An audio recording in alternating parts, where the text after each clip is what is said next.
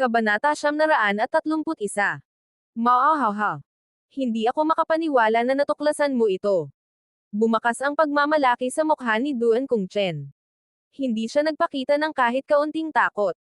Pagkatapos ay lalong naging marahan ang paggalaw ng kanyang palad, na nakaakit ng pagkamahiyain ng ilang kababaihan, ngunit hindi sila tumanggi. Zephyr, gaya ng sabi ko, siguradong makukuha ko si Erin Rhodes. Ngayon, alam mo, hindi lang si Erin Rhodes ang nakuha ko, kundi pati na rin lahat ng mga katiwala mo. Ha. Ano na ang nararamdaman mo ngayon? Para sabihin ko sa iyo, magagaling ang mga babaeng ito. Ang pagmamahal nila iyan, ang lamig at kagandahan ni Aurora Greenwood. Siya nga pala, nariyan din ang maliit mong alipin. Hindi ko inaasahan na ang iyong figure ay magiging ganito ka nakakaantig. Ang mukha ni Duan Kongchen ay lalong naging mapangahas. Ang kanyang mapagmataas na tindig ay napakalinaw. Swoosh! Nagsimulang dumaloy ang pangit na liwanag mula sa mukha ni Zephyr. Habang nakatingin kay Duan Kongchen, tila totoo ang malamig na liwanag sa mga mata ni Zephyr habang matalim niya itong tinitigan. Bata, huwag mo naman gawin yan. Hayaan mo na kaming umalis. Pinahihit ni Leia ang kanyang balingkinitan na baywang at mahigpit na niyakap si Duan Kongchen. Ibang-iba ang hitsura nito kay Leia sa alaala ni Zephyr. Hahaha. Leia, ang galing mo. May gagawin akong pabor sa iyo mamaya. Ang ngiti ni Duan Kongchen ay lalong naging mayabang palm na. Ang mga kalamnan at buto ni Zephyr ay lumikha ng isang kamangha-manghang tunog na sumasabog, parang isang bulkang malapit ng sumabog. Kahit sino ka pa. Hindi mo dapat pinagbibiro ang pamilya ko. Dahan-daang lumabas ang boses ni Zephyr. Kahit tila walang pagbabago-bago, sapat na ito para magyelo ang lahat. Biglang kumislap ang mga mata niya. Isang mapanganib na aura ang lumabas sa sukdulan. May mapanganib na aura sa kaibuturan ng kanyang mga mata. Ano? Nang makita ang pares ng mga matang ito, biglang nagbago ang mukha ni Duan Kongchen. How dare you? Biglang nagpakawala ng malungkot na tili ang grupo ng mga tao. Break. Kasunod ng isang ungol, lahat ng nasa harap niya ay tuluyang gumuho sa isang iglap. Sa oras na ito, nagbago ang kulay ng langit at lupa, at lahat ng bagay ay nawasak. Isang napakalakas na aura ang nagsimulang kumalat sa paligid ni Zephyr. Gayunpaman, ang gayong karahasan ay napigilan ng isang makapangyarihang diwa. Kung ang ganitong ilusyon ay lumitaw mula pa sa simula, marahil ay magagalit ako o malulubog pa nga rito. Ngunit sa kasamaang palad, ang mga ilusyong ito ay patuloy na nagpapasigla sa akin, na nagpapalakas sa kapangyarihan ng aking esensya. Ngayon, hindi mo na ako mapipigilan pa. Dahan-daang umalangaw-ngaw ang boses ni Zephyr. Boom! Sa lahat ng nangyayaring ito, biglang nagbago ang langit at lupa. Bigla, isang napakalakas na enerhiya ang mabilis na gamulong at bumuo ng isang malaking vortex. Ang vortex na ito ay nagmula sa mga mata ni Zephyr. Sa isang iglap, ang napakalakas na enerhiyang ito ay sumanib din sa mga mata ni Zephyr. Sa sandaling ito, ang walang katapusang misteryo ay nagsimulang ganap na may sama dito. Paulit-ulit, tukso, pagpapahirap, at pagpapahirap ang lumitaw sa isipan ni Zephyr sa kaibuturan ng kanyang kaluluwa. Sa sandaling ito, ang kanyang kaluluwa ay lubos na napuno, at nagkaroon siya ng perpektong transformasyon. Siya, nakakapasok lang sa ikapitong bituin na enerhiya ng espiritu, ay muling nagbago at umabot sa isang kamangha-manghang antas ng ikawalong bituin. Kabanata 932. Hindi lang iyon. Habang paulit-ulit na nagbabago si Zephyr, ang walang katapusang mga ilusyon at halos totoong mga ilusyon ay nagdulot ng walang kapantay na pagunlad sa mind-confusing eye ni Zephyr. Swoosh! Nang muling imulat ni Zephyr ang kanyang mga mata. Mula sa kanyang mga mata, unti-unting dumaloy ang mga piraso ng pilak at iskarlatang liwanag sa loob, parang isang Diyos ng demonyo, na niyayanig ang langit at lupa. Habang nagsasama ang dalawang liwanag, ang mga mata ni Zephyr ay naging malademonyo at pambihira. Mga mata ng purgatorio. Isang bulungan ang tumunog. Sa espasyong ito, parang ungol ng isang Diyos. Boom! Tila tumigil ang lahat sa sandaling ito.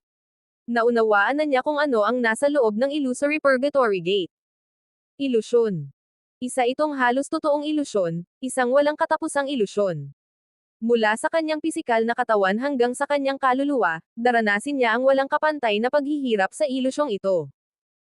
Gayunpaman, kapag nalampasan niya ang lahat ng mga ilusyon dito, magkakaroon ng walang katapusang mga benepisyo.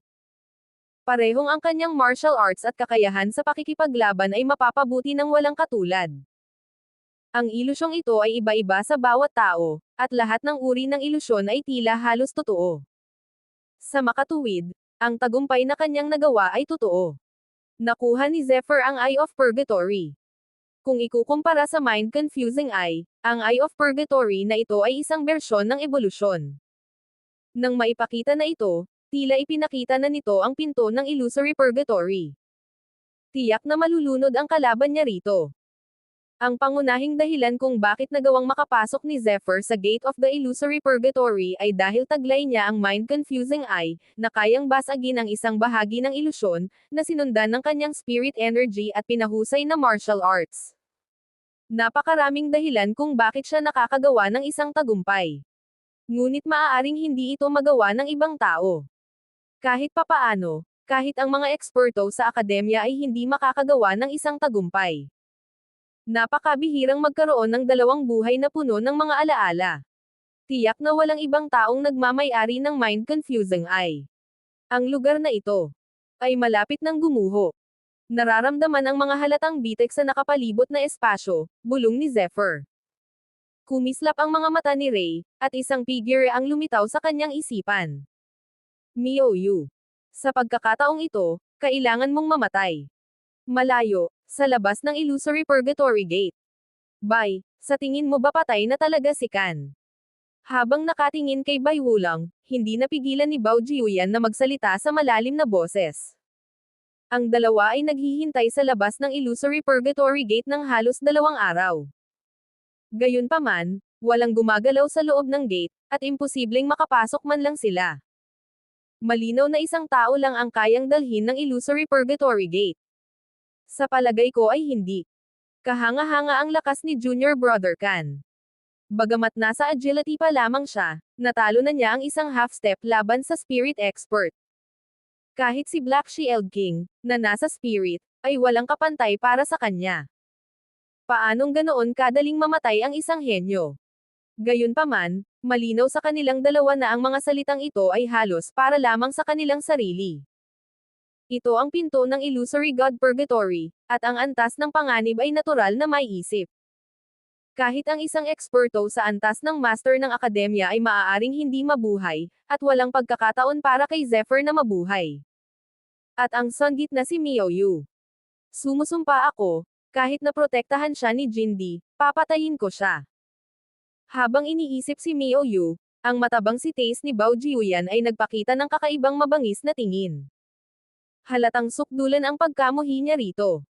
Kabanata 933. Ibilang mo ako. Seryoso ang mukha ni Bai Wulang, at unti-unting dumaloy ang mga hibla ng espada sa kanyang katawan. Hoy, anong pinagsasabi mo? Habang nag-uusap pa rin ang dalawa, biglang, sa oras na ito, isang mapang-asar na boses ang dahan-daang lumabas. Swoosh! Nang marinig ang boses na ito, biglang nanigas sina Bao Jiuyan at Bai Wulang at mabilis na tumingin sa direksyon ng boses. Isang tao ang hindi inaasahang lumitaw sa labas ng illusory purgatory gate. Sa kanyang kasuotang pandigma, isang pares ng mga mata ang patuloy na kumikislap at may bakas ng tawa. Sino pa kaya ito kundi si Zephyr? You brat! Punong-puno ng kaligayahan ang mukha ni Bao Jiuyan habang sumisigaw siya. Bilang isang sword martial artist, palagi siyang kalmado, ngunit sa oras na ito, hindi niya maiwasang magpakita ng ekspresyon ng labis na tuwa. Sa nakikitang saya sa pagitan ng dalawa, hindi maiwasan ni Zephyr na makaramdam ng init sa kanyang puso. Isa itong tunay na kaibigan, hindi isang kapatiran. Kumusta naman si Miou? Habang tumitingin sa paligid, wala si Zephyr na nakitang bakas ni Miou. Ang babaeng ito ay may dalang pangalawang banal na artifact na tinatawag na Dark Blue Tear. Noon, hindi niya talaga nasilyuhan ang kanyang tunay na enerhiya. Gamit ang Dark Blue Tear, hindi siya masasaktan ng aming atake, at sinamantala niya ang pagkakataon para tumakas. Galit na sabi ni Bao Jiuyan. Ayos lang. Iwan mo na sa akin ang babaeng ito. Isang malamig na liwanag ang sumilay sa mga mata ni Zephyr. Sa gitna ng malamig na liwanag, may mga malamig na pilak at pulang ilaw na dumadaloy, na nagpang-inag sa mga tao. Tara na. Dapat nasa harap natin ang portal. Dahan-daang sabi ni Zephyr. Tara na. Hindi na tumigil ang tatlo at mabilis na sumugod. Ito ay isang mundong puno ng sigla. Sa pagitan ng langit at lupa, maaari kayang mayroong walang katapusang pagbabago-bago ng enerhiya, na para bang ito ay isang mundong puno ng enerhiya. Ang numa na damaloy hanggang sa sukdulan ay umunlad at naging substansya. Ang sinagsagwang ay umikot na parang mga banal na ilog. Ito ang tindig na nabuo matapos maabot ng numa ang tugatog nito. Boom! Malayo, sa kawalan. Unti-unting bumukas ang isang malaking pinto. Kumulo ang enerhiya at bumuo ng isang sagradong dilaw gininto ang kaluwalhatian sa kalagitnaan ng hangin. Ang ganitong kariktan ay makikita sa loob ng radius na 50 kilometro. Hahaha. May lumitaw na matabang tupa. Tara na, Rob. Isa sa kanila ang nagpakawala ng isang nakakabaliw na tawa, ang mukha ay puno ng hindi nakatagong pananabik, at sumigaw ng malakas. Ang lalaking ito ay matipuno at may kasuklam-suklam na mukha. Ang kanyang mga mata ay puno ng uhaw sa dugong liwanag. Sa kanyang kamay, isang napakalaking mahabang talim ang partikular na kitang-kita. Ang mahabang talim na ito ay 3 metro ang haba, na higit pa sa isang ordinaryong sandata. Isang malaking agos ng dugo ang nagpang-inag sa mga tao sa takot. Sa likuran niya, isang grupo ng 4 ang sumunod, at ang kanilang mga mukha ay puno ng kasakiman. Hahaha, kapatid na Toubaho, sa pagkakataong ito, maganda ang pakikipagtulungan natin sa mga akademyang iyon. Hindi pa katagalan, isang disipulo na napatay natin ay may dalang maraming pambihirang kayamanan, hahaha. Isa sa kanila, isang binata na may hawak na kurbadong espada, ay nagsabi ng may bahid ng kasakiman sa kanyang mukha. Masyadong malaki ang agwat kumpara sa babaeng disipulo na napatay ko. Ang disipulong iyon ay disipulo ng isang malaking akademya, at karapat-dapat siyang maging inapo ng sektang ito. Ang kanyang figure ay talagang nag-iiwan sa akin ng walang katapusang mga alaala. Tumawa ang isa pa habang ninanamnam ang nalalasahan. Matalas ang dila niya, malaunggoy ang mukha, at may mapang uyam na tingin. Kabanata 934. Humph, hindi madaling malaman ng iba ang mga bagay na ito. Kahit na may kooperatiba tayo sa ilang akademya, dapat tayong maging maingat sa lahat ng bagay. Ito ay isang grupo ng mga taong madaling tatalikod sa atin. Kung alam nila ang ating pag-uugali, hehe, tiyak na tatalikod din sila sa atin. May malungkot na ngiti sa kanyang mukha, sabi ni Toubaho sa malalim na boses. Nasa labas na siya. Tara na. Habang nag-uusap sila, biglang sumilay ang isang gininto ang liwanag mula sa hukay.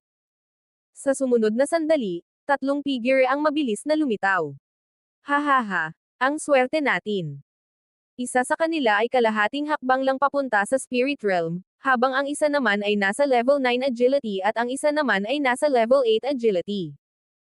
Sus Mariosep, hindi ako makapaniwala na ang academy na ito ay hindi makakahanap ng disipulo na makakapasok sa Immortality Secret Land na ito. Bakas sa mukha ni Touba ang inggit at selos, at umungol siya sa mahinang boses.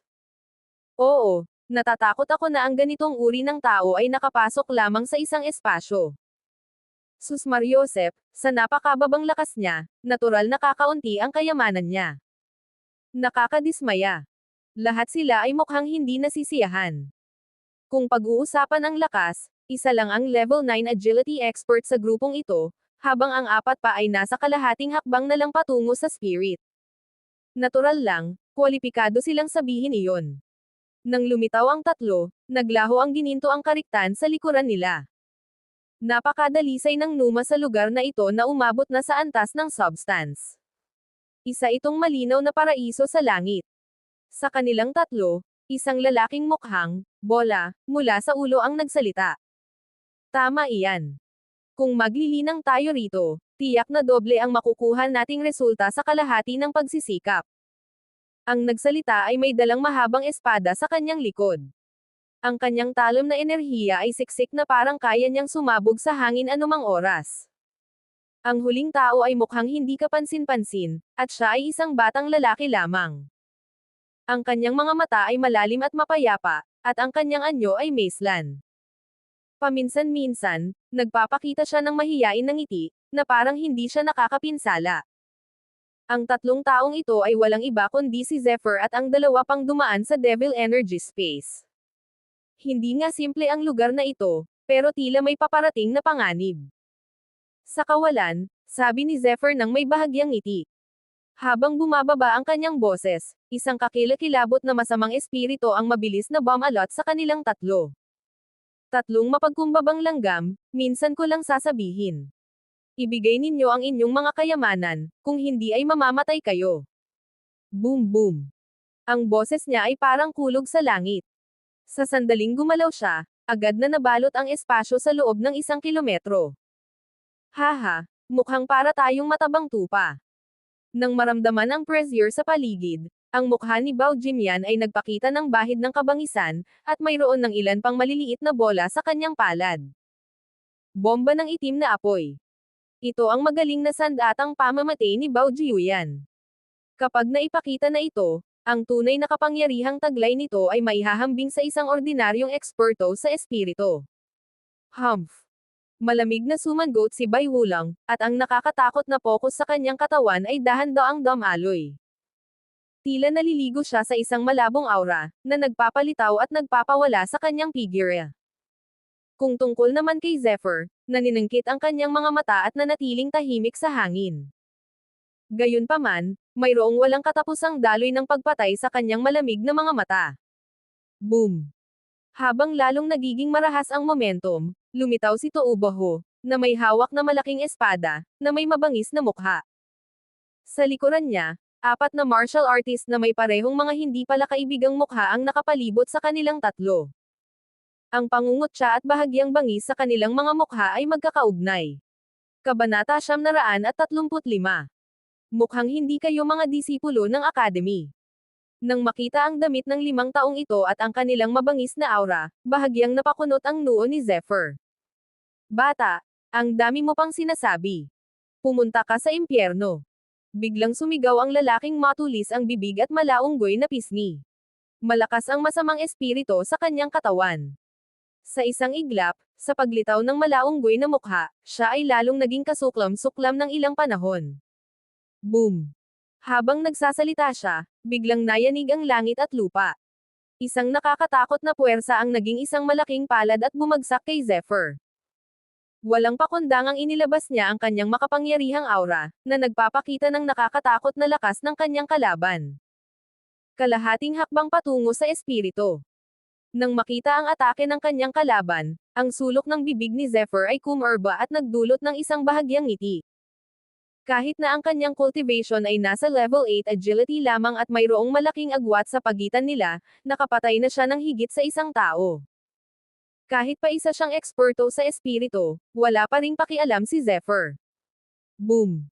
Iwinagayway niya ang kanyang mahabang damit at hinugot ang liwanag ng espada gamit ang kanyang palad. Sword palm na nakakasira ng espiritu. Klang! Sa ibabaw ng kawalan, ang napakasimple at walang palamuting maliit na bakas ng kamay ay lumipad palabas ng marahan. Ha. Mapunta ka sa impyerno, Junior. Nang makita niya ang sinaunang selyong iyon, kumpara sa higanteng palad na iyon, parang kaya nitong yanijin ang langit. Sa isang iglap, ang mukha ng taong sumalakay ay hindi sinasadyang nagpakita ng isang mabangis at mabangis na ngiti. Puff! Gayunpaman, biglang natigil ang kanyang pagtawa. Agad na pinunit ng maliit na selyong iyon ang kanyang napakalaking kamay na may enerhiya at walang awang itinatak ito sa kanyang katawan. Sa isang iglap, ang simple at walang palamuting palad na ito ay hiniwa siya sa dalawa na parang isang matalas na talam, na kinulayan ang langit ng dugo isang galaw. Mamatay. Sa sandaling ito, kapansin-pansing nagbago ang mga mukha ni Toubaho at ng iba pa. Anong klaseng kapangyarihan ito? Gaano ba ito kalaki ang nakamamatay? Malinaw sa kanila kung sino ang taong pinatay. Ang palm technique ay pambihira. Kahit na hindi pa nila nauunawaan ang focus realm ng palm technique, hindi naman ganoon kalaki ang pagkakaiba. Iilan lamang sa kanyang mga kapantay ang kanyang katapat. Kung hindi, hindi sana pipiliin ng ibang mga akademya na pumunta rito. Gayunpaman, paanong mapapatay ng isang junior na may level 8 agility ang isang ekspertong iyon sa isang galaw lang? Ang taong ito ay si Zephyr. Bigla na lang, sumigaw ng malakas ang lalaking may hawak na kurbadong espada, na may hindi nakatagong takot sa kanyang tono. Nang bumaba ang boses niya, direktang tumakbo palayo si Touboho. Kumalat na ang pangalan ni Zephyr sa Royal Battle. Taglay ang kakilakilabot na lakas sa pakikipaglaban, isa siyang kakilakilabot na nilalang na nakapatay ng isang eksperto sa mas mataas na antas. Matagal na siyang kilala ng iba. Habang mabilis na tumatakbo si Touboho, mabilis na gumanti ang iba at sumugod sa isang gilid. Patayin. Kumislap ang anino ng espada. Mabilis ding umatake si Bai Wulang. Isang enerhiyang talam ang dumaloy sa kanyang katawan sa isang iglap. Mamatay. Isang maitim na butil ang sumabog mula sa kamay ni Bao Jiuyan at agad na sumabog. Maliban kay Toubaro, na nakaiwas sa atake ng mga tao, lahat ng tao ay napaire piraso ng mga pag-ibig. Swoosh! Bahagyang gumalaw ang The Flash Shining. Paisa-isang naglaho si Zephyr. Parang isang casual na paglalakad lang, mabilis siyang kumilos at agad na lumitaw sa harap niya. Boom! Sa isang pagkumpas ng kanyang kamao, ang walang hanggang pagtutok ng kanyang kamao ay agad na bumalot sa lugar. Puff! Natamba ang katawan ni Touboho na parang maliit na bato dahil sa naputol na tali.